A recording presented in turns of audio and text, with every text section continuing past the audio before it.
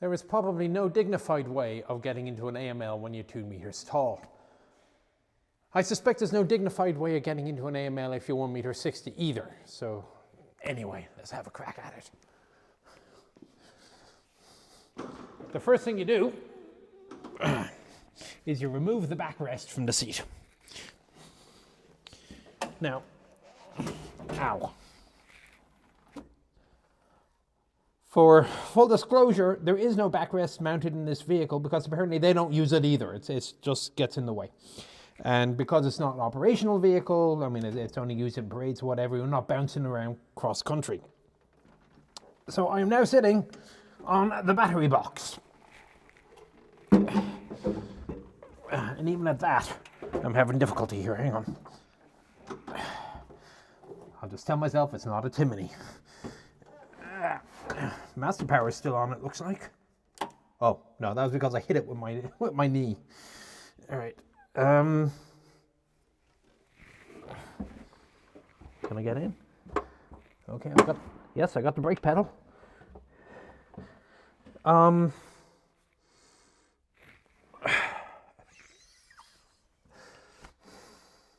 getting Timony flashbacks again. Okay, let's get into the armor. Oh, you gotta be kidding me. I'm in the turret ring. Okay.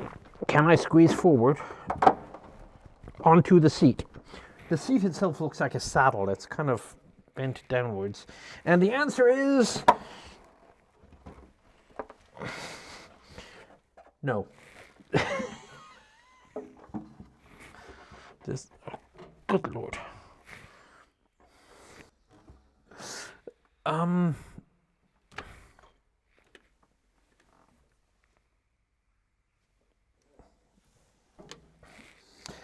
Okay, we're going to do this by proxy, or I'm going to find somebody shorter to sit in here to show you how this works. Oh, Jesus Christ.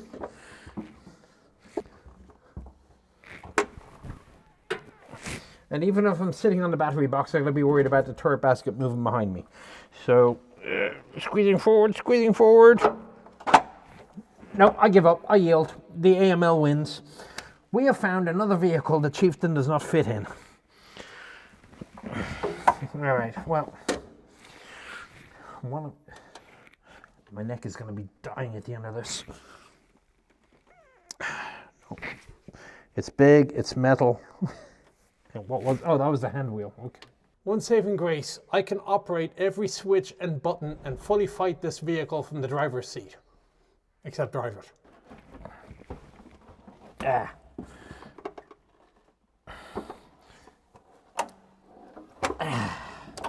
As I hit the battery again. Ow!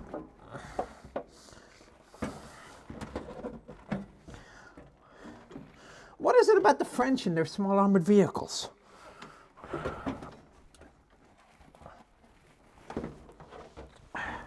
I mean, it seems to be a national obsession with them. Ah. I'll put up a photograph of myself standing on the floor of a VBL in Afghanistan, and my feet are on the whole floor, and you'll see, well, so you'll see in the photograph just how far up I stick. I'm honestly curious now if Leclerc is as bad as all the other French vehicles that I've been in. I'm trying to think of a French vehicle I've been in and been quite comfortable, and I'm not coming up with one.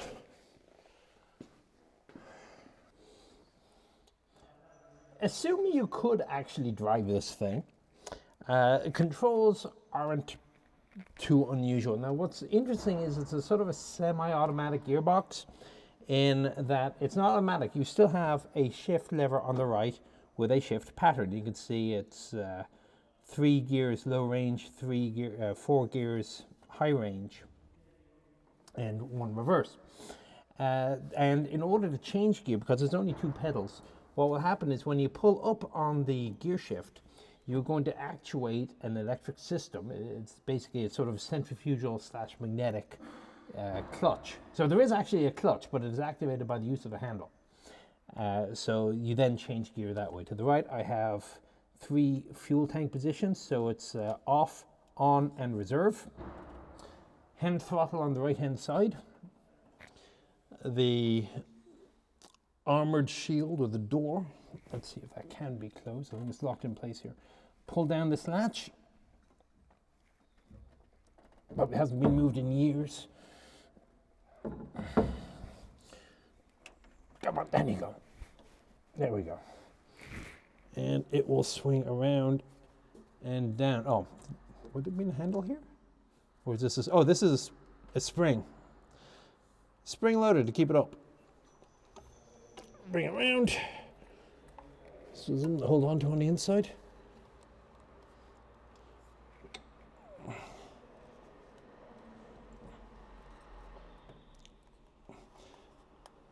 And eventually it'll come all the way around and down. We're not going to do it just in case it gets stuck. You can see 3 periscopes for the driver to look out of. I guess it's not bad if you can actually put your head down low enough to do it. Swing this all the way around and lock it in place. Accelerator is a pedal on the right. Good way down. And your standard array of controls. So what I'm looking here, the speedometer goes, the rev counter, tour motor goes up to 6,000 RPM. Tour motor, but well, that's interesting. Ah, okay. So it's got an engine life. So how many hours by 2,000? No, how many revs by 2,000 it is actually completed is this counter at the top. And then your tour per minute, your revs per minute go up to 6,000. Speedometer in kilometers an hour. Remember when Ireland bought this thing, it was a miles an hour country. One of the complaints here apparently is everything came in French, including the manuals. And so that was a bit of a problem. The steering wheel. Steering is interesting. So it is, again, it is not powered steering. And you have a much smaller steering wheel to do it. So it's difficult to turn when you're going, and apparently when you're stationary, good luck turning the wheel at all. When you steer the wheel, and there's a little indicator here that shows you when you're centered. So there is that much. You turn the wheel, a bar goes to the right. There's a link. It comes all the way to the left. There's another link forward, goes all the way to the right. And then that pivots the main steering link at the bottom, goes down to the wheel, and then we'll turn the wheel, and then there's a link arm at the front that will turn the other wheel. Why they went through so many links to get to there, I'm not entirely sure. Would have made sense to an engineer at the time. But I do like the idea of having a center indicator to know which way your wheels are facing. Because otherwise you wouldn't know until you drive forward and you see what's there. Looks like a parking brake on the left. And again, this thing would have a seat back, but doesn't. Yeah. As I say, they don't do it themselves. They say they had guys in when this vehicle was in service. They didn't bother with the backrest and they sat on the battery box. Left hand side, light switch controls. The battery control is here, by the way. Light switch controls. So this one's actually in English. So you got daylight switches or blackout switches, a couple of circuit breakers, and is that a dome light perhaps?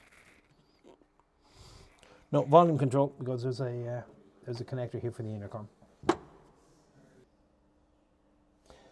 So you can see the line here that I mentioned for the tank selector. Now the way it actually works is it goes off the header tank. So the header tank has 2 outlet ports to take the fuel to the engine.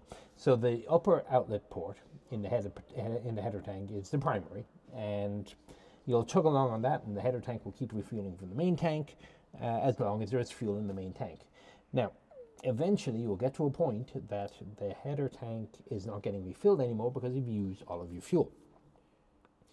So then you would have to switch to reserve, and what that does is it changes the outlet valve, the suction valve, shall we say, that is feeding the engine from the header tank. The second valve is a little bit lower down. So your reserve fuel is however much there is in that header tank, which you saw is about yay long and yay high, between the one valve and the other valve. That's your reserve. Simple, but it works. As I say, I'm sitting on the battery box. And then as I rotate around, my foot is stuck. As I rotate around, there we go. We can have a look at the turret. Ow. Oh, come on. I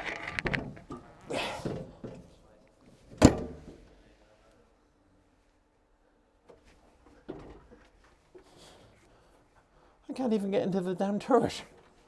That's the first. There we go. Oh, you gotta be joking. No. So just to recap, the STRV M42, I think it was, had a vehicle that the turret was awful, but the driver's position was fine. The Timony had a position that the turret was acceptable, but the driver's position was awful. I have now found a vehicle that the driver's position is awful and the turret is awful. So what you should hopefully be able to see up there is my foot. One foot fits on the turret basket floor, for lack of a better term, on the framing.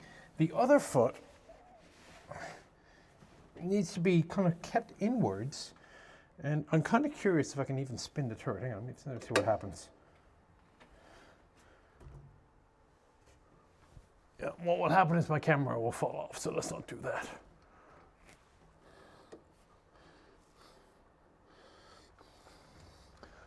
But bottom line on this is I'm looking at my knees, and I don't care. Unless you're a dwarf or vertically challenged or whatever the hell the term is these days.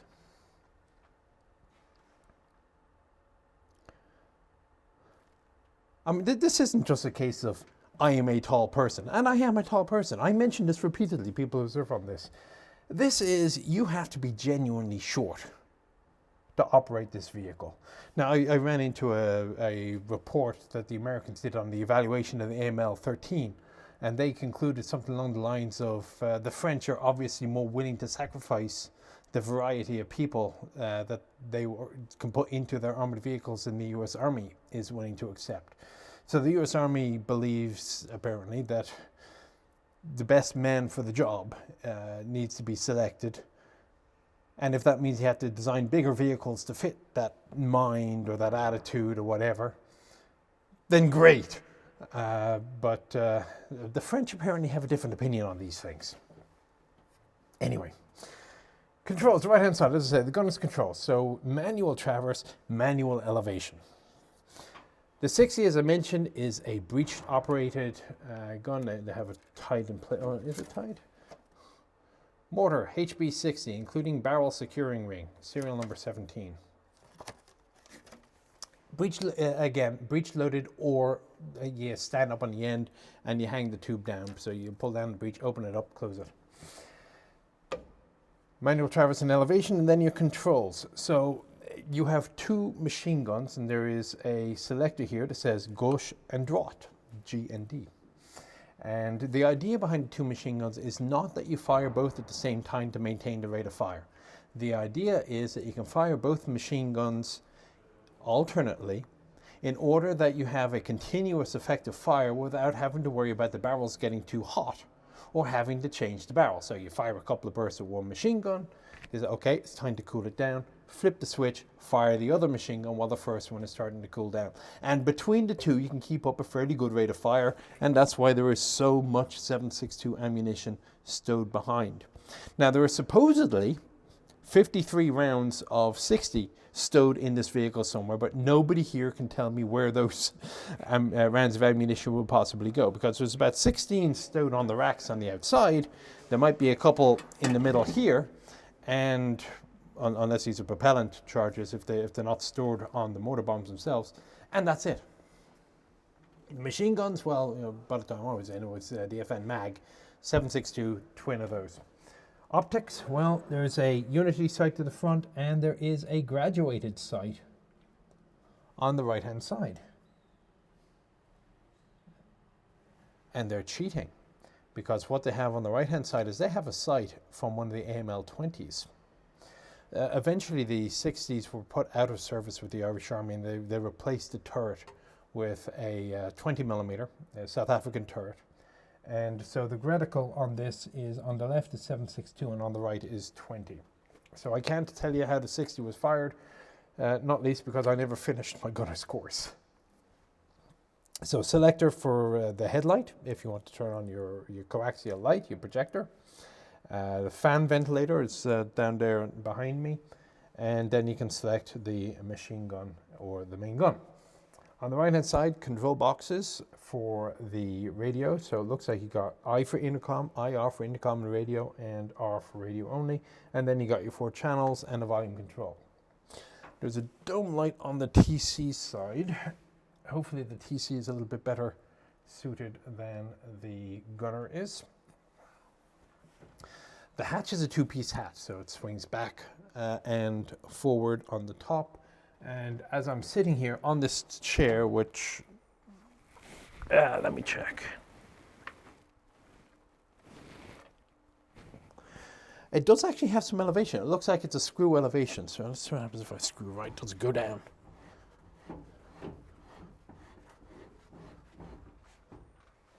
Yes, it's giving me a centimeter. Keep going. There we go. So I can actually drop down and my head is not clear of the roof yet.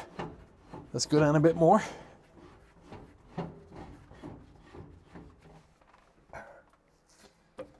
Okay, I think my head is now more or less clear of the roof. I'm in the fetal position in a tank turret or in an armored car. Dear God. All right. So, yeah. Let's see what's behind me.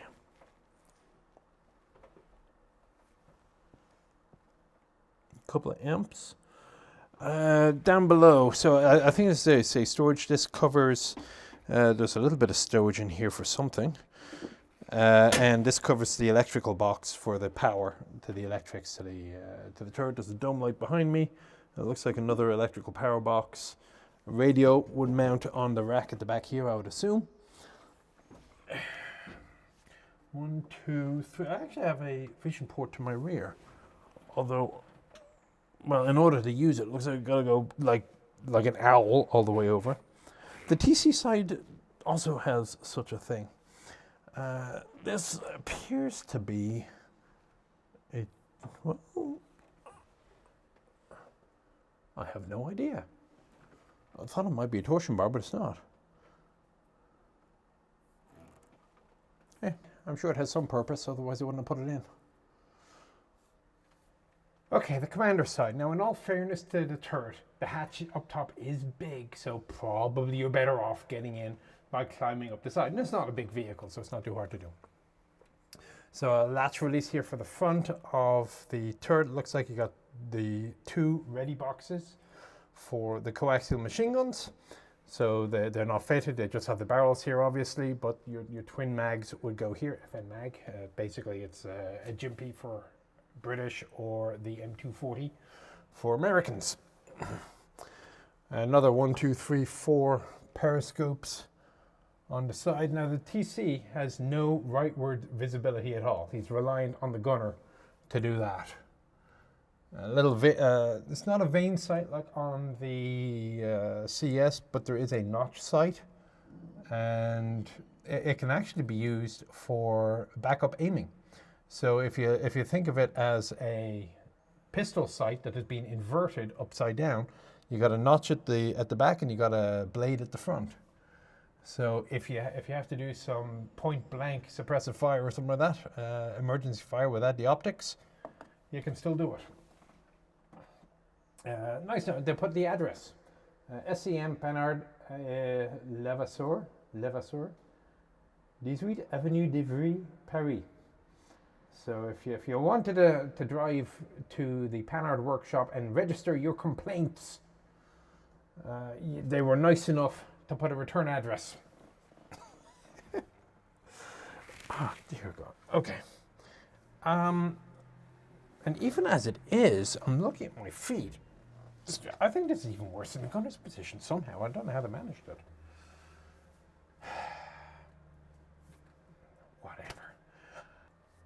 Okay, so interestingly, they put graduations on the side, and it looks like they have it both in degrees and in range. So it starts at 0, and then it goes something 50, 800, 1150, 14, and so on up to whatever number I can't read. Maybe it's over 1700. Anyway. And then it goes to degrees. So 30 degrees, 40 degrees. So it looks like they give you a range graduation for direct fire shooting. And then when you start doing indirect, I would assume you need something slightly more accurate than this dial. But there's got to be a quadrant somewhere. But that's your backup, it looks like.